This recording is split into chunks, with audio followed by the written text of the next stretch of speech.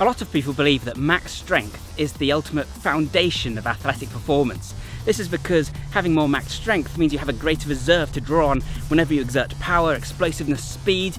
In theory, the more strength you have, the greater your capacity to move quickly, powerfully, or strongly.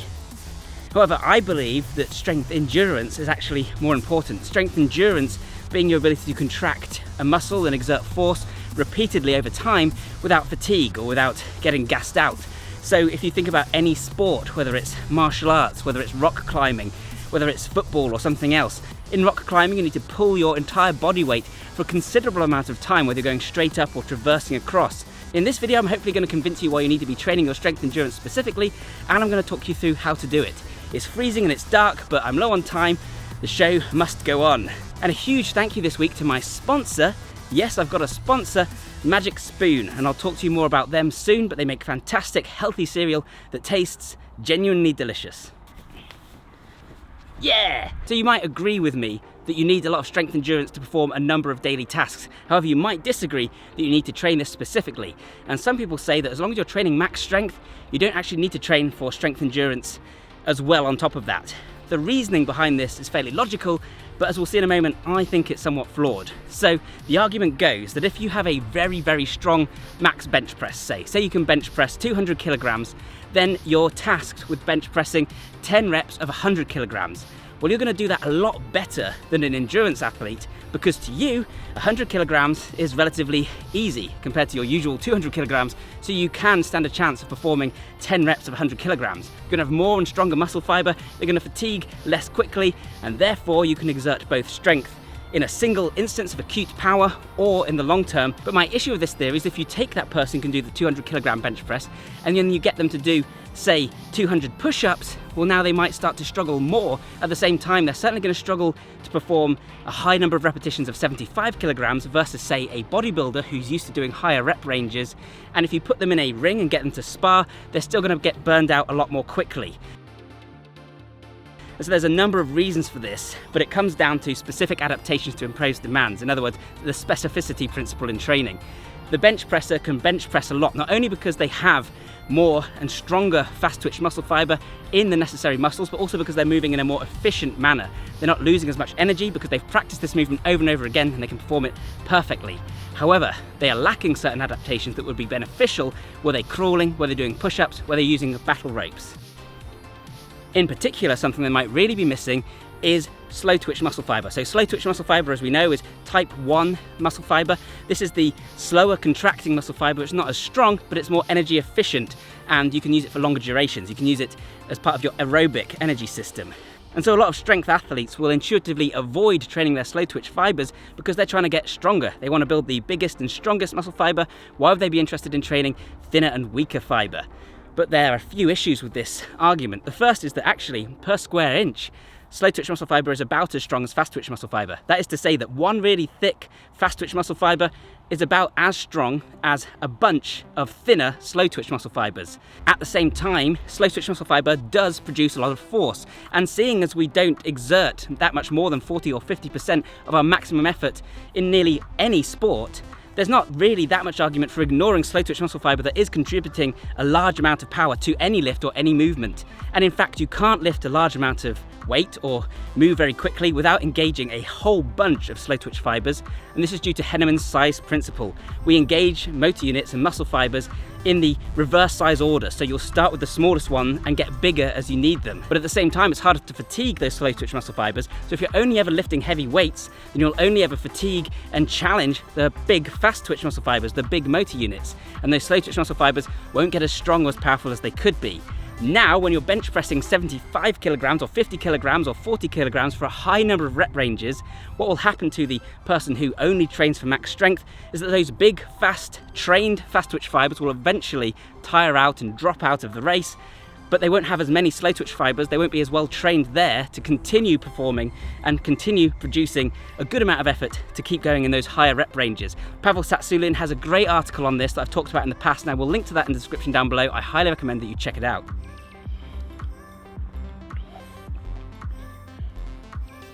So as you can see, in order to train slow twitch muscle fibers and therefore gain more muscle endurance, you need to train differently from just training for your max strength. Obviously, one way you can do this is to lower the weight or perform something like lots and lots of push-ups. However, if you really want to train slow twitch fiber, you also need to go slowly or include isometric holds. And the reason for this is, once again, that Henneman's size principle. Remember, you recruit the size of motor unit, the size of twitch muscle fiber that you need in order to exert the amount of force necessary to complete the task. So if you're doing a fast explosive push-up, you're going to need more fast twitch muscle fiber. When you run out of steam, when those fast twitch muscle fibers fatigue, you won't be able to perform any more repetitions.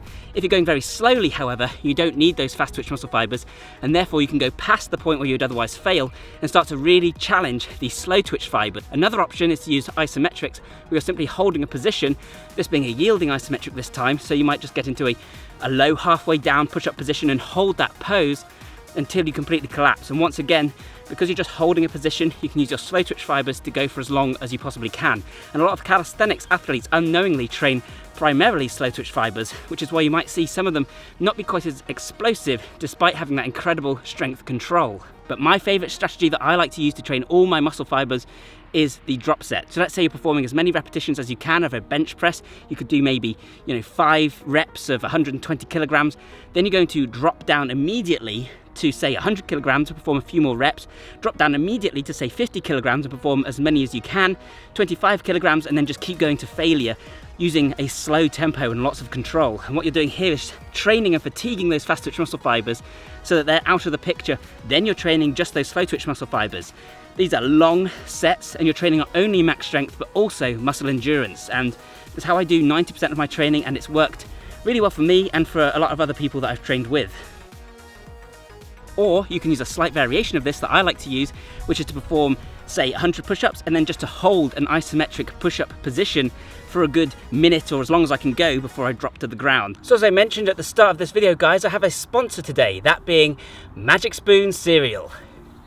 The idea is that you get all the fun of eating a sweet, delicious cereal, but none of the calories, none of the sugar, and it's just a healthy and wholesome way to enjoy that experience. It comes with 0 grams of sugar, 4 grams of carbs, and 13 grams of protein. My favorite is the fruity version. They're also keto friendly, gluten free, soy free, grain free, and low carb. And each portion is only 140 calories. Can I have some? No. Click the link below to get your variety pack today, and don't forget to use the promo code SUPERFUNCTIONAL to get $5 off of any order, or go to www.magicspoon.com/superfunctional. And Magic Spoon is so confident in its product that it comes with a 100% money-back guarantee, so if you don't like it for whatever reason, you can get a full refund, no questions asked. So click the link below and use the promo code SUPERFUNCTIONAL to get $5 off of any order today, or go to magicspoon.com/superfunctional. Taking sponsors like this is fantastic for the channel because it means that I can make more content like this without worrying so much about the algorithm and clicks. Thanks once again to Magic Spoon for sponsoring this video, and now on with the show. So the really interesting thing about all this is that we don't actually know exactly what causes muscle fatigue, what causes muscles to fail. What we do know is that more muscle equals more glycogen. In other words, if you have bigger muscles, you can store more glycogen and you can go for longer. Bodybuilders who train specifically for hypertrophy, who aim for muscle size, will automatically be capable of larger rep ranges because they have more muscle and a bigger resource to draw from.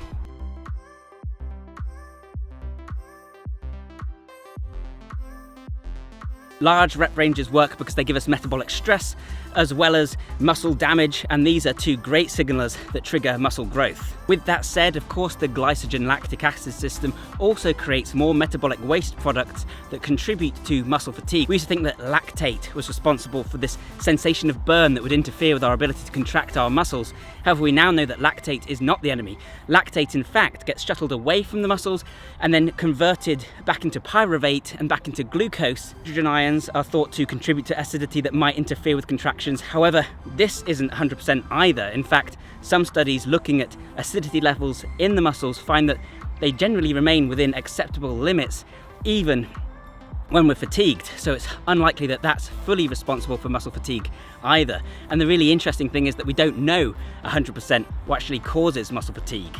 There are many other factors that may play a role, such as ionic changes to the excitation-contraction coupling and many more. Chances are it's a combination of these things. However, what we do know is that a better circulatory system is going to help you to get rid of waste products and provide your muscles with the nutrients they need.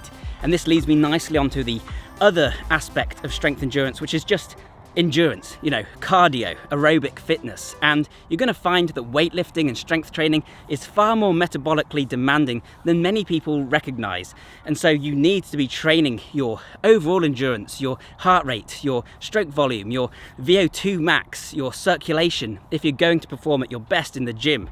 This will allow you to get in more high quality volume, leading to greater strength gains. So even if you're not interested in functional performance in sports and in life, if you just want to be stronger and look bigger, then you need to work on your aerobic fitness, on your lungs, on your endurance. You can do this by combining your training with a little bit of cardio, or you can do it by training for longer rep ranges, or you can do it by taking shorter rest periods in the gym, or by being more active during your rest periods, engaging in some other kind of active recovery. This might mean you have more central fatigue during your workouts. However, you'll be able to train more in the long run, which will mean you get stronger over time, and I think it's a worthy hit. It'll help you to recover, it'll give you more work capacity, it'll give you more energy in the gym to train harder for longer so that each workout is better quality.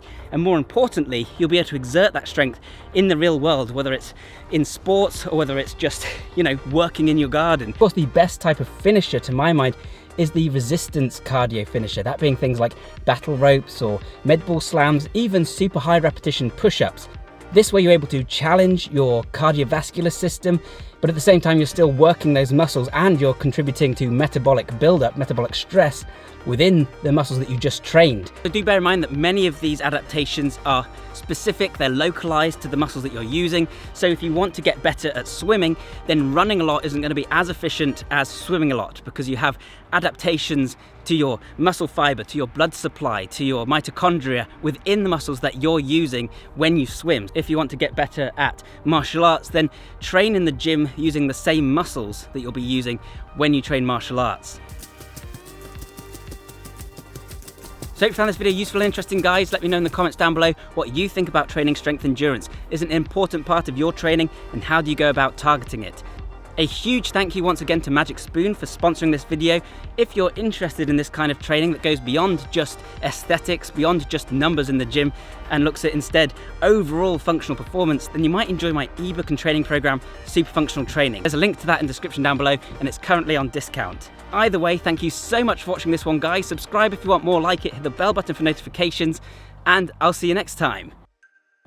Bye for now.